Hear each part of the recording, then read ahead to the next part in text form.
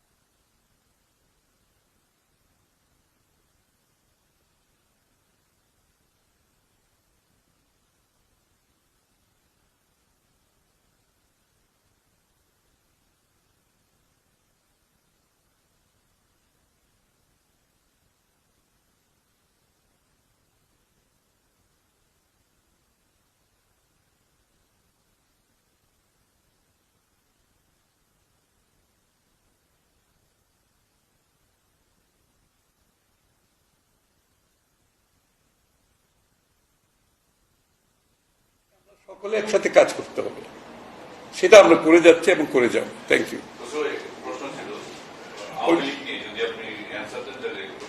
এটা অন্য প্রশ্ন গিয়ে তো লাভ নেই, মানে এইটা রিলেটেড হলে ঠিক আছে, বাট অন্য আমি তো এখানে পলিটিক্যাল কোনো ইয়ে করতেছি না, বুঝতেই পারতো। সরি, আমি ওই জন্য বলতেছি, আমার কোনো অসুবিধা নেই, বাট কিন্তু ডাইভার্ট করলে তো তখন আবার অন্য জায়গায় চলে যাবে।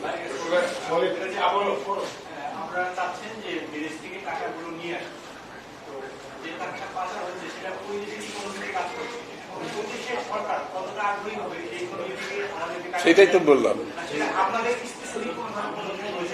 না না, শোনেন, একটা যখন একটা গভর্নমেন্ট এর বিশ্বাসযোগ্যতা থাকে তখন তারা কাজ করতে পারে, আর যারা টাকার পাচার করেছে তারা তো এই কাজটা করার কোনো কারণ নেই।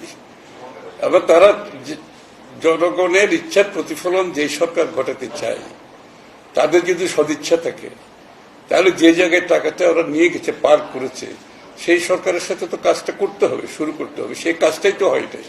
এবং সুইস গভর্নমেন্ট কিন্তু আগেও তাদের কিন্তু তারা কিন্তু আগে ইচ্ছা প্রকাশ করেছিল সহযোগিতা করার জন্য, কিন্তু যারা টাকা পাচার করেছে তারা তো সেই ইচ্ছার প্রতিফলন ঘটানোর কোনো সুযোগ নেই, কারণ তারাই টাকা পাচার করেছে।